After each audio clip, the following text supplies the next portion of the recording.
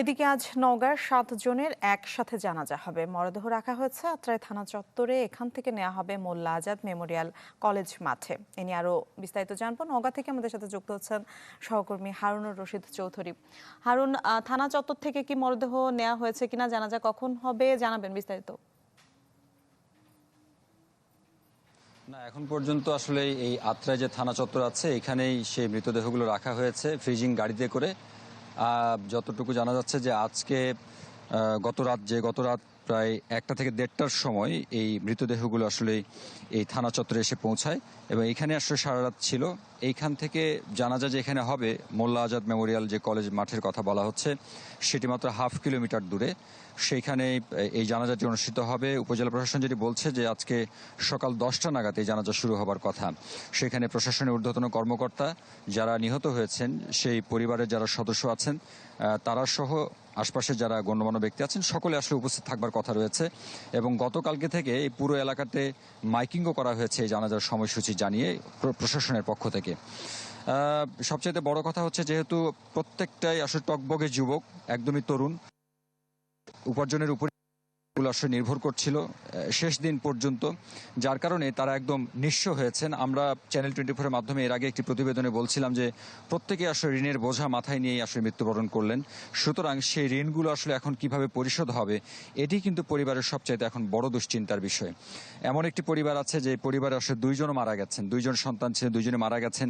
সেই পরিবারটি আমরা বলছিলাম যে প্রায় 8 লাখ টাকার মতো ঋণ নিয়ে তিনি আসলে মারা গেছেন। তাহলে এই ঋণগুলো আসলে সেই পরিবারটি এখন কিভাবে শোধ করবেন সেটি একটি আসলে দুশ্চিন্তার বিষয়। নগদ নিয়ে এলো হার না মানা হার অফার। সর্বনিম্ন 10,000 টাকা রেমিটেন্স নগদে পাঠালে থাকছে স্বর্ণের হার জেতার সুযোগ।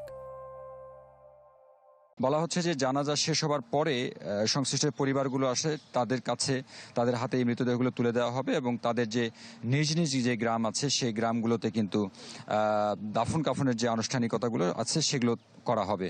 এবং এটি আসলে শেষ জানাজা নয়। অনেকে আসলে ইচ্ছা পোষণ করেছেন যে এরপরেও তাদের যে নিজের গ্রাম আছে, কারণ সেখানে আত্মীয় স্বজন বলেন, পাড়া প্রতিবেশী বলেন, বন্ধু বান্ধব যাদের সঙ্গে তারা বড় হয়েছেন, মিশেছেন, তারাও আসলে তাদের জানাজা করতে চান। সকলে হয়তো এই উপজেলার সদরে আসতে পারবেন না গ্রাম থেকে, যার কারণে তাদের সুবিধার্থে অনেকে চেয়েছেন যে সেইখানে যদি আরেক দফা জানাজা করা যায়। তবে কয়টি মৃতদেহের জানাজা আরেকবার হবে সেটি এখনই বলা নিশ্চিত করে বলাটা মুশকিল। এটি হবার পরেই কেবলমাত্র বলা যাবে। আমরা গ্রামের বাড়িতে খোঁজ খবর নিয়েছি, সেইখানে আবারও এই মৃতদেহ আসবার খবরে কিন্তু শোকের মাতম শুরু হয়েছে। মা বাবা থেকে শুরু করে অন্য যারা আছেন তারা সকলেই এসেছেন যে এই মৃতদেহগুলো যাবার পরে তারা আসলে এক নজর দেখতে চান।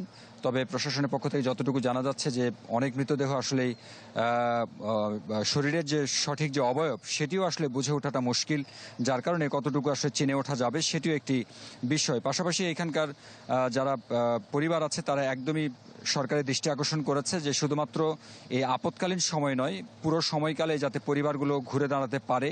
যেহেতু আসলে কেবলমাত্র তাদের সম্পদ বিক্রি করে কিংবা ঋণ করে মহাজন করে তাদেরকে বিদেশ পাঠিয়েছিলেন, তারাই আসলে চলে গেলেন। সেই জায়গায় সরকার যাতে সম্বল হয়ে দাঁড়াতে পারে পরিবারগুলোর পাশে, সেই দাবিটুকুই কিন্তু করা হয়েছে। এরপরে নিশ্চয়ই মোল্লা আজাদ মাঠে যে জানাজা অনুষ্ঠিত হবে সেইখান থেকে আপনাদের সবশেষ খবর জানিয়ে দেব।